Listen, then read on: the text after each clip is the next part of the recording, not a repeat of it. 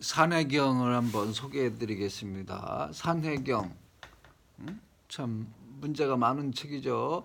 산과 바다에 관한 경전, 그런 얘기죠. 산과 바다에 관한 경전. 이건 뭐 백과사전인데, 백과사전. 가장 최근에 나온 산해경 번역책을 가지고서 우선 소개를 해드리겠습니다. 자, 산해경은 중국에서 가장 오래된 백과전서로 책의 내용이 하도 방대해서 감탄을 자아낸다. 지리, 역사, 종교, 문학, 철학, 민족, 동물, 광물, 의학까지 총망라했다. 지금까지 전해지는 서적 중에 가장 신기하고 괴이한 불후의 명작이다. 불후의 명작인데, 그러니까 다 닳고 떨어지지 않는 최고의 명작이다, 그런 얘기죠. 그건 사실입니다. 자, 상서와 여시, 춘추, 사기를 보면 대우 위대한 우임금이네. 위대한 우임금. 우임금에 대한 얘기는 별도 항목으로 만들어서 자세하게 해설을 해드릴 겁니다. 이 위대한 우임금, 하나라를 세웠다 하는 우임금, 중국 최초의 왕조 하를 세웠다고 하는 우임금 얘기죠. 이 우는 지금은 간단히만 얘기하면 이 우 속에는 벌레 충자가 들어가 있는데 이게 뭔지 아십니까? 이게 바로 뱀이에요. 뱀. 그래서 이 우는 뱀족은 용족이에요. 용족입니다. 뱀이 커가지고 용이 되니까, 이무기가 되고 용이 되고 하니까, 그래서 용족입니다. 바로 용족 출신이라고 하는 게 이름에 딱 나와 있는데, 더 자세한 얘기는 나중에, 이거는 지금 소개하는 내용이니까. 자, 이 대우가 치수한 후에 대신들을 거느리고 산천 대지와 생산물의 분포 상황을 조사했다는 기록이 나온다. 상서라든지 여시, 춘추, 사기, 지금도 다 전해져서 번역되어 나오는 책들이죠. 자, 그 조사 결과에 근거하여 당시 매우 정확한 국토 자원 분포도를 제작하면서 전국을 구주로 나누었다고 한다. 이 전국이 도대체 구주인데, 이 구주가 세계 천하를 나타내는지 중국 땅만을 나타내는지 그거 지금 알 수가 없습니다. 이 구주가 요즘 연구에 의하면 이 구주가 우임금이 나눈 구주가 전 세계라는 설이 있어요. 전 세계. 그러니까 이 전 세계라면 이 산해경은 전 세계 사람이 살던 땅, 산과 바다에 대한 얘기가 되는 거죠. 자,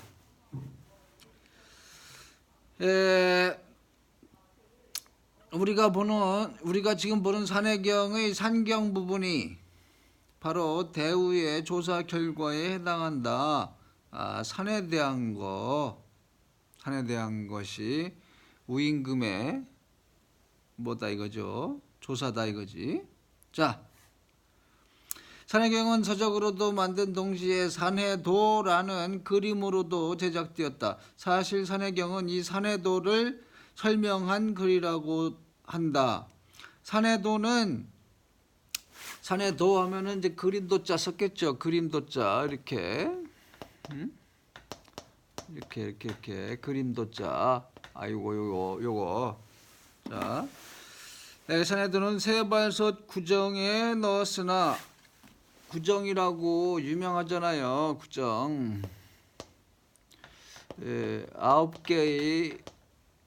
9개의 세발 가마솥을 만들었다.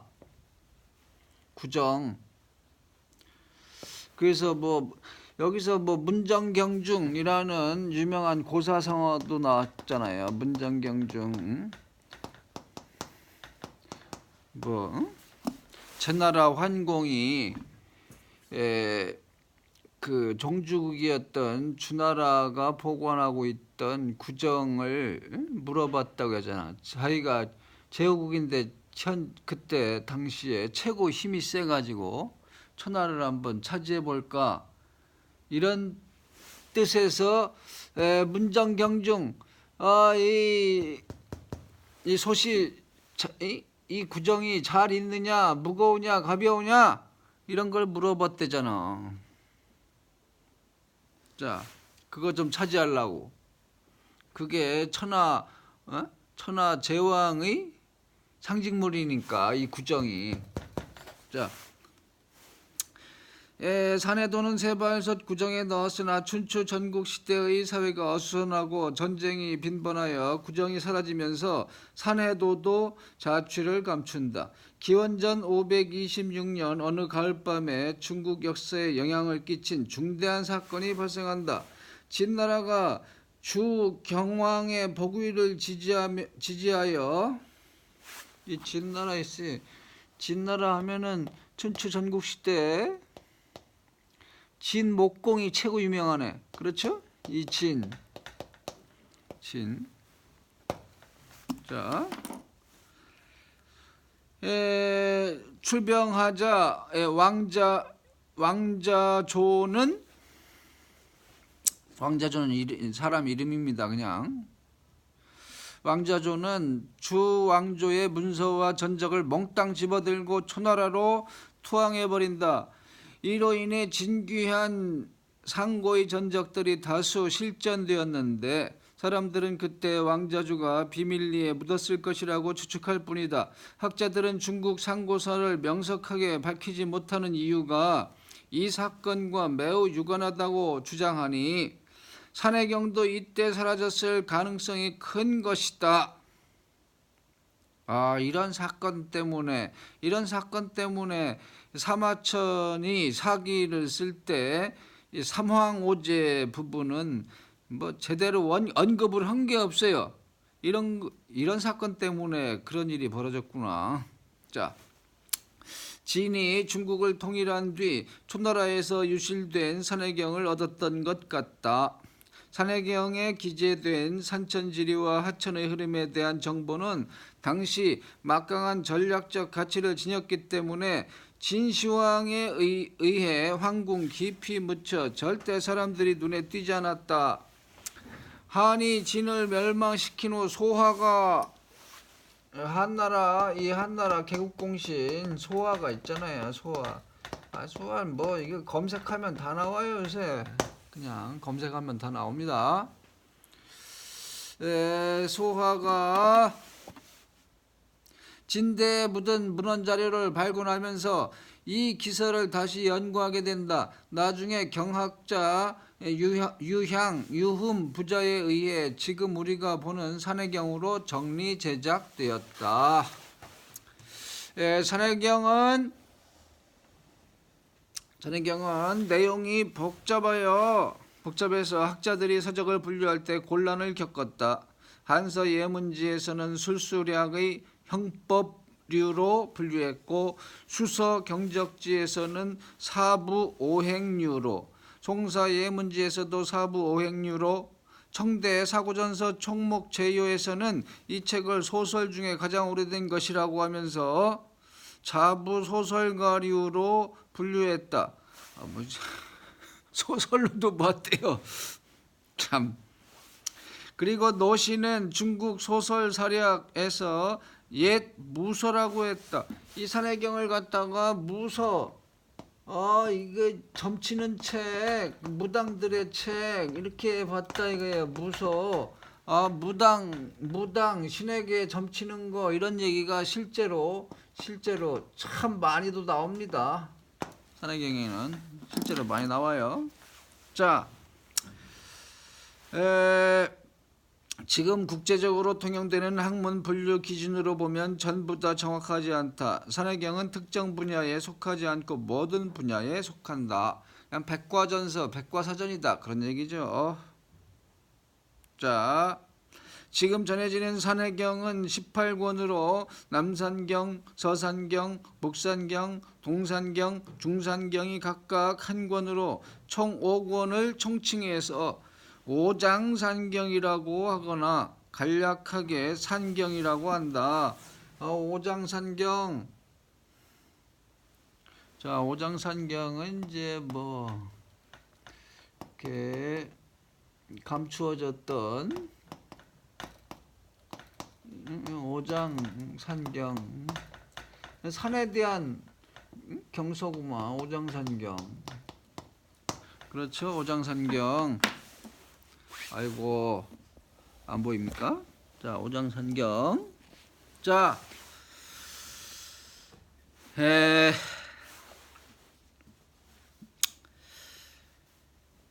그 밖에 해외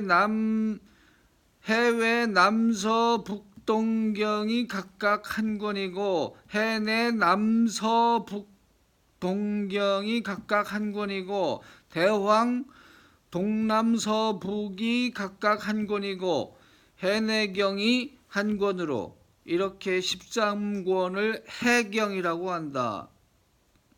바다에 대한 얘기 책. 자, 산경은 해내의 산천 및 광물과 신괴 및 제사에 관해 기록했고, 신괴 뭔가 이 신에 대한 거, 괴이한 거. 이 공자는 괴력이라고 했는데, 괴력난신이라고 했는데, 괴력난신에 해당하는 게 신괴네. 신괴.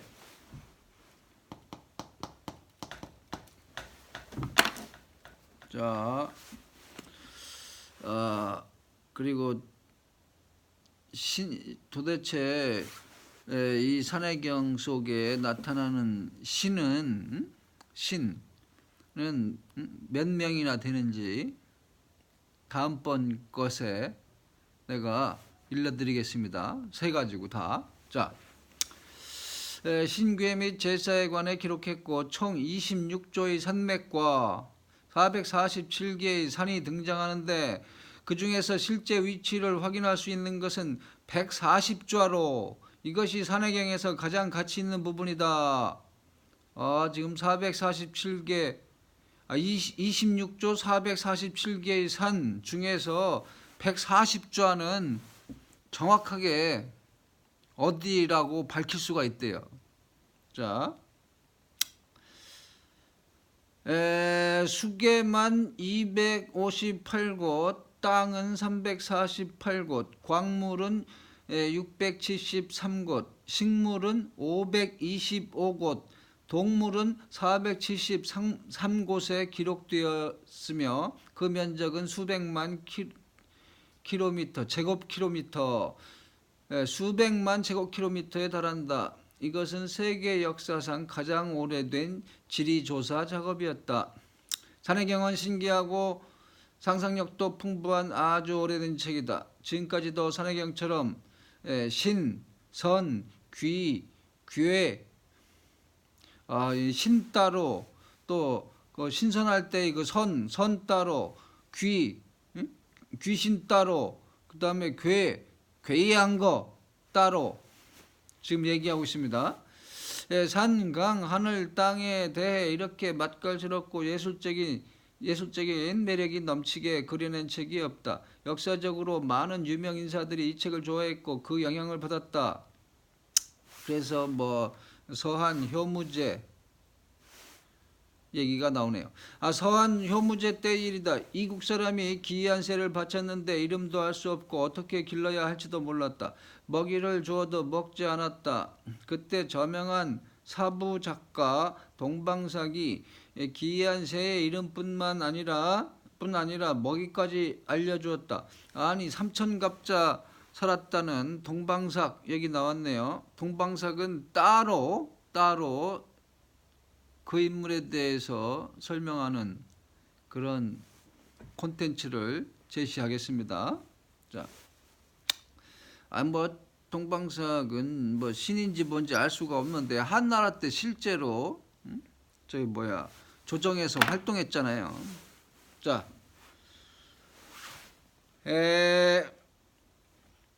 과연 동방사학의 말은 틀림이 없었다. 효무제가 동방사에게 그대는 어떻게 이세의 이름을 아는가? 하고 묻자 동방사학은 소신이 산해경을 읽었는데 그 책에 이세에 대한 지식이 기록되어 있었습니다. 라고 했다. 효무제가 감동해서 동방사학을 크게 칭찬했더니 그때부터 조정의 모든 관리들이 앞다투어 산해경을 읽기 시작했다고 한다. 노신도 어릴 적에 산해경을 매우 좋아한 나머지 손에서 놓지 않았으며 사방에서 산해경의 여러 판본들을 수집하여 평생 소장했다고 한다. 산해경이 아이들에게 상상력을 길러주고 지식을 쌓게 하는 최고의 서적임은 의심할 여지가 없다. 누구든지 옛 산천풍물 및 기이한 새와 동물들, 신선과 마귀, 금과 옥과 보물들, 신화를 알고 싶다면 산해경을 읽지 않을 수 없다. 저도 도대체 이 산해경을 몇 번째 읽는 건지 잘 기억이 안 나지만 이제 한 대략 6번째쯤으로 기억이 되는군요. 내가 지금 산해경을 읽는데 6번째 읽는 것 같아요. 자, 본초 강목이 나오기 전까지 산해경은 본초 강목류의 의학과 양생에 대해 함께 논한 유일한 서적이었을 것이다. 산해경에는 중국에서 자라는 동식물의 약성과 심지어 지진, 바람과 폭풍, 가뭄에 대해서도 기록되어 있어 지금도 여전히 과학자와 일반인들이 애독하고 있다.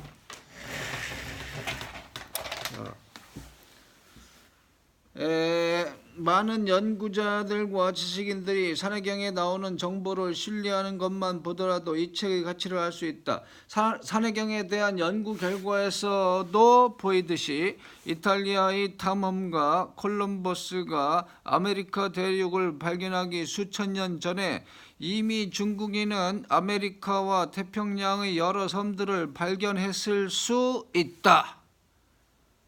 여러분들이 도저히 믿을 수 없는 얘기가 나오죠? 근데 북아메리카에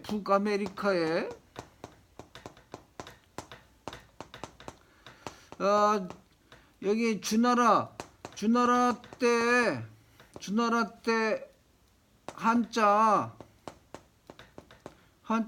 바위에 새겨진 한자가 많이 발견된다고 하잖아요. 그래서 100여 개 이상의 그 북아메리카 바위에 새겨진 한자를 발견해내서 연구한 미국 교수도 있습니다. 미국 교수가 책으로 냈는데 그거는 그 자세한 내용은 어디에 나오느냐?